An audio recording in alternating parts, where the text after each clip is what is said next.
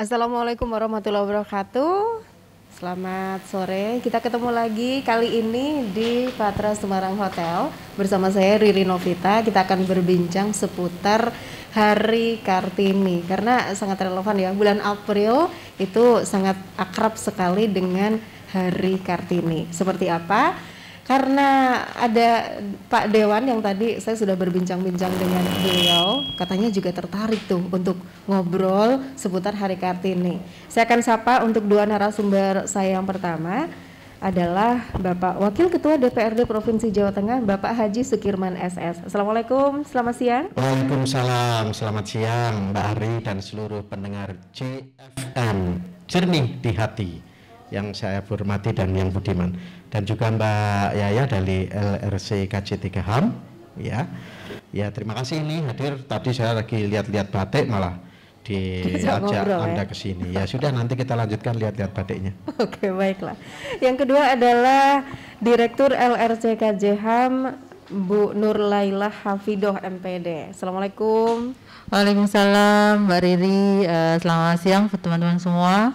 Sehat? Alhamdulillah sehat.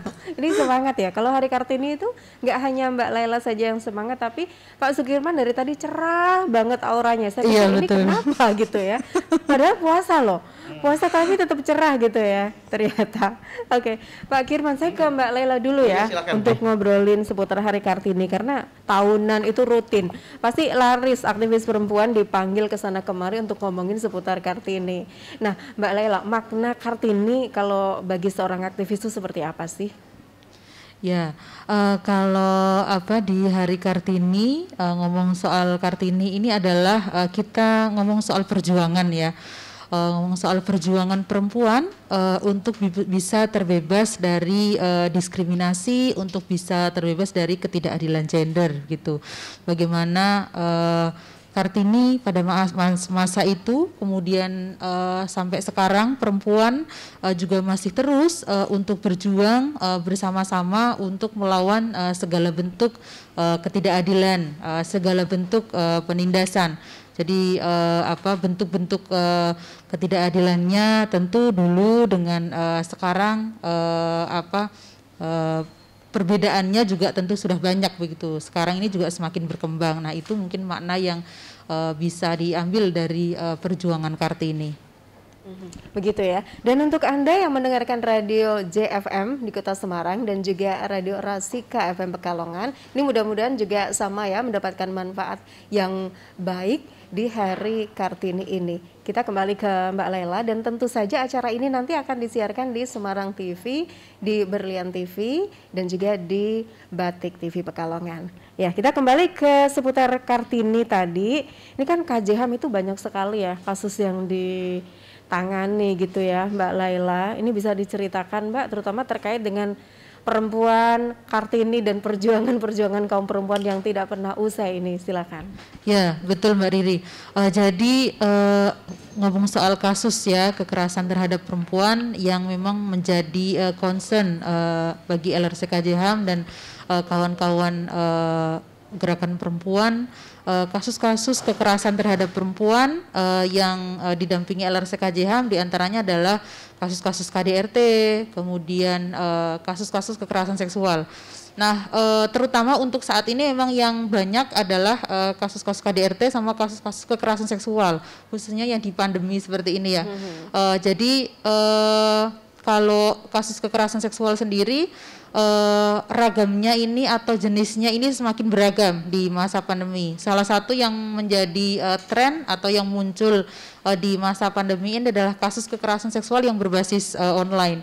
Jadi dia menggunakan media-media elektronik, kemudian menggunakan media sosial untuk melakukan kekerasan, kemudian untuk dijadikan modus untuk mengancam terjadinya kekerasan gitu. Iya, terutama pandemi ini masalah perempuan jadi bertingkat ya. Selain kita disibukkan dengan anak yang sekolah daring, kemudian persoalan ekonomi, belum lagi kadang-kadang ada yang pengangguran gitu terpaksa ya Mbak Laila, karena kemarin pemutusan hubungan kerja di mana-mana gitu. Oke, ini ada Pak Dewan kita. Apa yang diharapkan Mbak Laila ini, mumpung ada beliau, silakan disampaikan terkait kasus-kasus yang ditangani KJHAM. Iya, terkait kasus-kasus yang didampingi oleh LRC KJHAM, memang yang menjadi tantangan besar ini adalah bagaimana stigma masyarakat ini terhadap perempuan korban itu masih besar, sehingga kasus-kasus kekerasan terhadap perempuan yang melapor, yang berani lapor itu masih cukup sedikit. Meskipun kalau dilihat secara angkanya itu sudah cukup besar, tetapi ini seperti fenomena gunung es gitu ya. Yang terlihat ini ya hanya yang sedikit yang berani lapor, tapi sebenarnya faktanya itu masih cukup besar. Artinya ini menjadi PR bersama Pak Sukirman untuk sosialisasi, kemudian pendidikan publik, bagaimana agar mencegah kekerasan terhadap perempuan, bagaimana meningkatkan kesadaran terhadap masyarakat untuk melaporkan ketika terjadi kekerasan terhadap perempuan dan untuk memberikan dukungan terhadap korban begitu. Nah, selain itu juga dukungan terhadap korban ini dalam bentuk kebijakan untuk pemulihan begitu ya. Karena diakui atau tidak dukungan untuk perempuan kekerasan ini memang masih sangat kecil begitu. Sarana prasarana, kemudian anggaran dan sebagainya ini masih perlu ditingkatkan jika dibandingkan dengan urusan-urusan lain begitu. Yang kita lihat misalnya yang dipantau oleh LRC KJH misalnya terkait dengan dukungan anggaran untuk kekerasan terhadap perempuan. Nah, kalau dilihat kita pernah melakukan pemantauan terhadap anggaran perempuan di beberapa kabupaten kota, di antaranya itu Kota Semarang, kemudian di Boyolali, kemudian di Kendal, Grobogan. Nah, anggaran untuk perempuan itu sangat kecil, jadi tidak ada 0,1% gitu dari total APBD. Nah, belum lagi yang anggaran untuk penanganan kasus kekerasan terhadap perempuan begitu. Nah, ini memang perlu menjadi perhatian khusus begitu. Sementara tuntutan untuk teman-teman yang di bidang pemberdayaan perempuan, perlindungan perempuan ini cukup besar, tetapi dukungannya harus perlu ditingkatkan begitu, Pak Kirman. Oke, ini sudah manggut-manggut tampaknya ada angin segar. Mudah-mudahan begitu Mbak Laila. Nanti ada dari Dinas Pemberdayaan Perempuan juga kita undang. Jadi Bapak Sukirman hari ini kita digojlok ya. Kita desak bareng. Ini tampaknya semangat sekali Mbak Sukirman, gimana? Langsung nanti di ACC saya begitu? selalu semangat sih. Bismillah ya. Ya kalau tadi pertama konteks Hari Kartini dulu ya. Hari Kartini ini kan sejarah, tadi disinggung perjuangan, ini momentum bagaimana sosok Kartini saat itu melawan feodalisme, lalu kemudian melawan kesewenang-wenangan terhadap perempuan. Meskipun saat itu bentuknya berbeda dengan sekarang ya. Nah, saat itu surat beliau kepada kepada pemerintahan Belanda kan waktu itu kan menyampaikan soal emansipasi wanita dan seterusnya. Kalau dilihat dalam konteks emansipasi wanita atau entah atau penafsiran sejarah kita yang keliru, itu sebenarnya cita-cita Kartini hari ini memang sudah terwujud ya kalau dalam konteks emansipasi wanita. Karena kemudian penafsirannya emansipasi wanita itu kemudian ada bupati perempuan, ada kepala daerah perempuan, ada menteri perempuan, DPRD. Ada pemimpin partai politik perempuan, ada anggota DPRD perempuan dan seterusnya. Lalu kemudian aplikasinya lagi, implementasinya lagi ada kuota perempuan dalam pemilu dan seterusnya yang dulu memang tidak ada, gitu kan? Lalu dan itu hampir menggejala ke seluruh lapisan masyarakat itu. Nah, tapi konteks emansipasinya hanya dimaknai itu. Nah, memang apakah kita yang keliru dalam belajar sejarah tentang Kartini, atau memang saat itu memang Kartini ya sudah pokoknya perempuan itu harus berperan begitu. Tetapi kalau kita membaca bukunya Pram umpamanya, Panggil Aku Kartini Saja, Pram juga sudah melukiskan di situ cita-cita Kartini itu lebih luas. prospeknya itu yang seperti sekarang diharapkan. Artinya dari sisi gender, dari sisi pemberdayaan perempuannya dan seterusnya, ini harus menjadi cita-cita bersama yang harus ditarget, harus diraih. Siapa yang paling bertanggung jawab? Ya kita semua, tentu saja pemerintah dalam konteks ini kan. Saya sangat setuju, memang hari ini kondisi perempuan masih banyak sekali beberapa kasus dan seterusnya. Munculnya organisasi-organisasi perempuan, lalu kemudian dalam setiap momentum perempuan ada Women Internasional, ada Hari Perempuan Nasional, ada Hari Perempuan, ada Hari Ibu. Itu kan muaranya di situ ya. Substansinya adalah soal perempuan. Lalu Kartini, itu juga artinya masih ada persoalan yang menganga di kaitannya dengan perempuan ini, begitu, persoalan topik perempuan ini. Karena masih banyak muncul persoalan. Kita berkumpul itu kan, kita berkumpul, kita mendiskusikan ini karena memang masih ada persoalan di sana gitu kan. Dan harus kita temukan solusinya dan harus kita perjuangkan dengan baik. Nah, saya apresiasi terhadap kelompok-kelompok perempuan seperti Ibu Laila ini juga yang secara sukarela terus memperjuangkan soal perempuan, baik itu dari sisi pemberdayaannya, lalu kasus-kasus yang melingkupinya, termasuk pelecehan seksual, kekerasan dalam rumah tangga, kasus-kasus pemerkosaan dan seterusnya, macam-macam itulah ya, yang itu memang masih aja terus terjadi begitu. Itu memang kayak problem purba yang ada di lingkungan kita ini, yang sebenarnya kalau ditelusuri oleh kaum feminis kan itu muaranya adalah soal hegemoni laki-laki gitu kan, hegemoni laki-laki, hegemoni patriarki, budaya patriarki yang sangat kental sekali itu. Tapi yang jelas saya setuju bahwa hari ini program-program perempuan pun yang dilakukan oleh pemerintah, selain anggarannya masih kecil, masih normatif. Masih normatif itu umpama nih, ketika kita memperingati Hari Kartini, ya sebatas diskusi. Lalu yang kedua, ini yang turun-temurun sejak saya bayi sampai sekarang, itu ya anak-anak kita suruh dandan adat Jawa, gitu ya? Dan Kartini dan seterusnya, gitu kan. Atau bapak-bapaknya suruh memasak dan seterusnya, lomba masak untuk bapak-bapak. Ya kalau sebatas untuk gimmick-gimmick kampanye nggak masalah. Tetapi kalau itu turun-menurun, saya kira memang sudah harus ada terobosan baru. Tidak hanya sebatas itu gitu momentumnya begitu. Sama ketika kita memperingati memperingati kemerdekaan, Hari Kemerdekaan, itu kan pakaian pahlawan dan seterusnya, bawa bambu runcing dan seterusnya, sebagai menunjukkan simbol-simbol, itu nggak masalah. Tetapi harus ditindaklanjuti dengan program-program real, termasuk penyediaan anggaran yang cukup begitu. Nanti kita bicara juga dengan Ibu Dewi ya. Nanti coba kita kaji sejauh mana pemerintah ini menyediakan anggaran khususnya yang ada di pemerintah provinsi. Satu dari sisi pemberdayaan, dua dari sisi penanganan kasus-kasusnya itu. Kalau tidak salah malah justru tidak ada kalau penanganan kasusnya itu, kalau tidak salah ya. Saya nanti coba ngecek juga ke Ibu Dewi.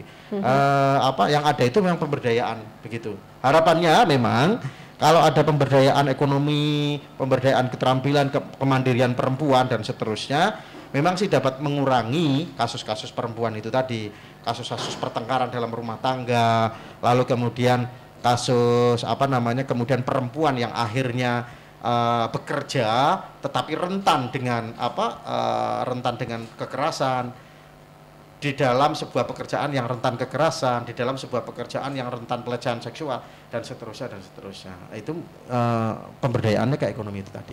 Itu secara singkat Itu secara singkat ya. Singkat apa panjang itu tadi? Iya, Mbak Laila, kalau di Jawa Tengah ini sebenarnya beberapa wilayah mana sih yang paling parah untuk kasus-kasus terkait perempuan itu? Iya. Kalau dari pengaduan yang masuk ke LRSKJHAM, memang wilayahnya masih hampir sama seperti tahun-tahun lalu, itu Kota Semarang, Kabupaten Demak, itu wilayah-wilayah yang memang cukup tinggi gitu.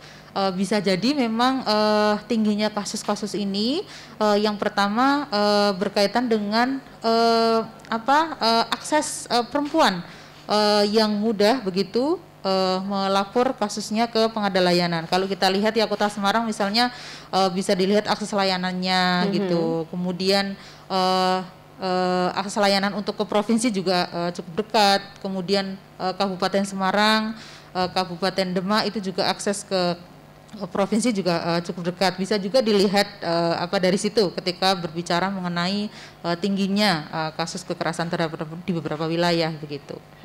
Ya, terkait tadi itu Mbak Laila, kadang-kadang orang masih malu gitu ya.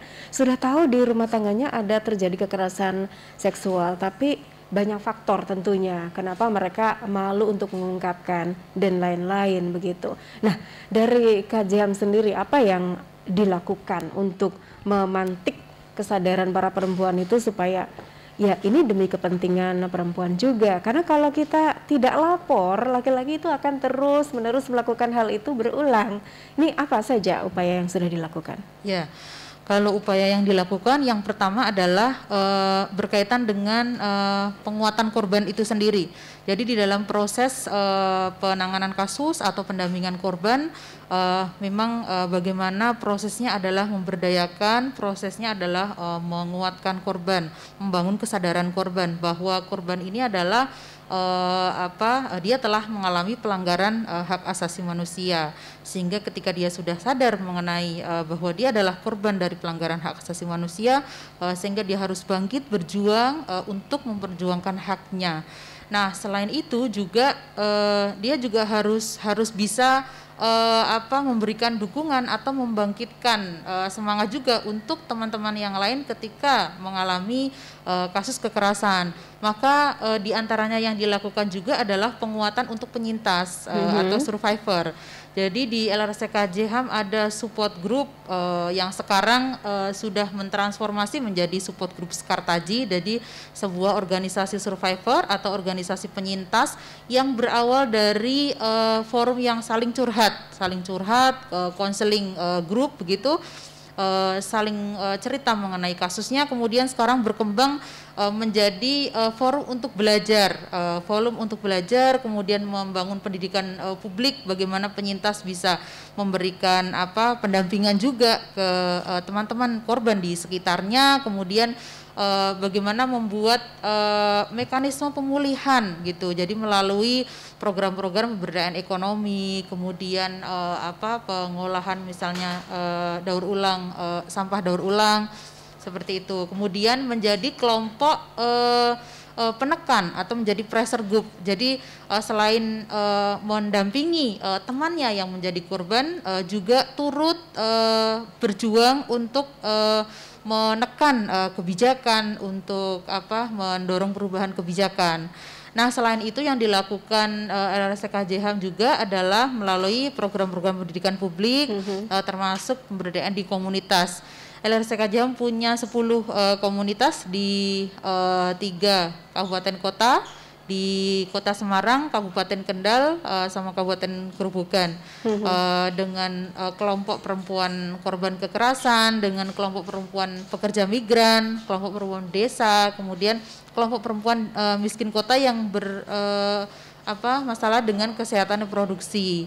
Nah, kelompok-kelompok perempuan ini yang menjadi yang awalnya belajar bersama, kemudian sekarang berkembang menjadi kelompok-kelompok yang turut mendampingi menerima pengaduan korban kekerasan yang ada di sekitarnya. Jadi mereka berfungsi untuk mendekatkan akses perempuan korban kekerasan terhadap layanan. Jadi mereka menerima pengaduan, kemudian merujukkan kasus tersebut ke layanan-layanan yang lebih lanjut begitu.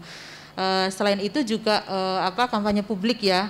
Selain yang dilakukan oleh LRC KJHAM juga bagaimana perempuan-perempuan penyintas, perempuan-perempuan komunitas yang di desa ini juga turut bersuara begitu. Karena yang pemegang faktanya adalah yang memiliki pengalaman langsung adalah mereka gitu, penyintas, sehingga suaranya akan lebih kuat dan lebih bisa didengar karena ini adalah pengalamannya sendiri begitu. Itu upaya-upaya yang bisa dilakukan. Selain memang semuanya adalah kita lakukan untuk advokasi kebijakan ya, pengalaman-pengalaman ini, fakta-fakta ini kemudian kita dorong untuk perubahan kebijakan begitu, Mbak Riri. Waduh, kompleks sekali ya yang harus dilakukan LRC KJM. Itu dia Pak Sukirman. Ini banyak memang harus didukung. Kalau tidak bisa LRC KJM sendirian, aduh nggak tahan gitu ya Mbak Laila. Nih gimana Pak? Tadi Betul perempuan sekali, itu masih malu loh untuk melaporkan.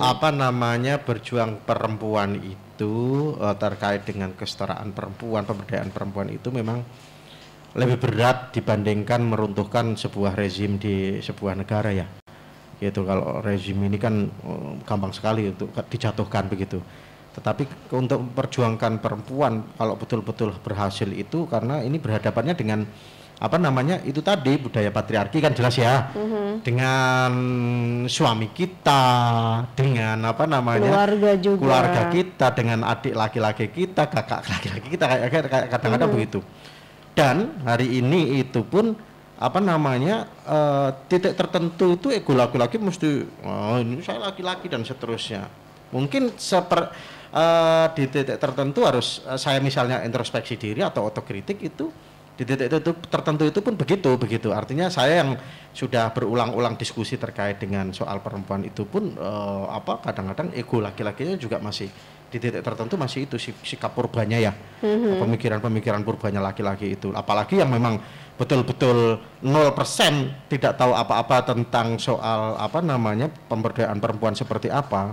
Maka kita kan juga berulang-ulang menyampaikan bahwa untuk berdiskusi terkait ini salah satu selain narasumber boleh kalau memang seminar dan seterusnya itu memang mayoritas harus laki-laki yang dipanggil juga, dan harus ada juga pengorganisiran dari kelompok perempuan ini kepada laki-laki, kepada kaum laki-laki agar perjuangan ini juga mendapatkan dukungan yang baik begitu. Karena gini kan, kemudian cita-cita kita emansipasi, lalu kemudian kita berhasil mendudukkan kepala daerah yang berjenis kelamin perempuan, lalu DPR berjenis kelamin perempuan, akan tetapi dia ternyata tidak mempunyai kesamaan visi, kesamaan pandang bagaimana membawa kebijakan-kebijakannya untuk perempuan. Itu kan juga percuma kan.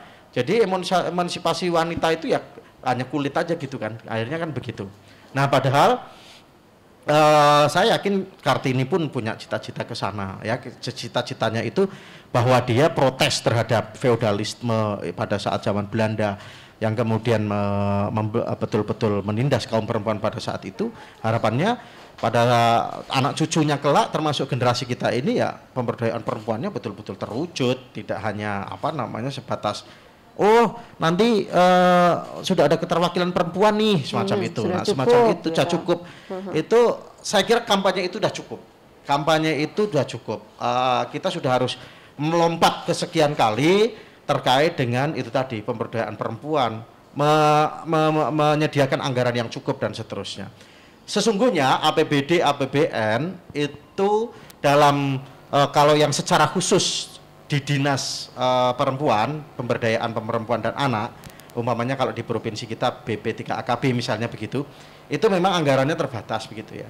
Akan tetapi anggaran-anggaran yang di pelayanan publik lainnya, pelayanan kebutuhan dasar masyarakat seperti pendidikan, seperti kesehatan, mestinya itu juga harus ada porsi yang lebih, yang itu untuk perempuan. Pendidikan umpamanya, pendidikan ini taruhlah kalau itu untuk bantuan operasional pendidikan atau beasiswa yang jenis kelamin perempuan, ini harus misalnya ya 75% perempuan yang terima beasiswa nih umpamanya. Terus yang 20 atau yang untuk bantuan miskin, pendidikan untuk rakyat miskin itu tadi ya. Terus untuk kesehatan begitu.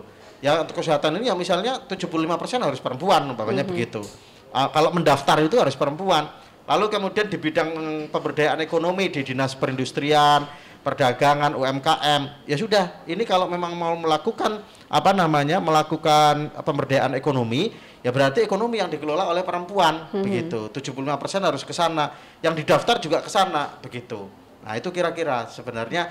Jadi dengan demikian terakumulasi sehingga banyak anggaran yang diperuntukkan untuk pemberdayaan perempuan, penanganan advokasi perempuan dan seterusnya.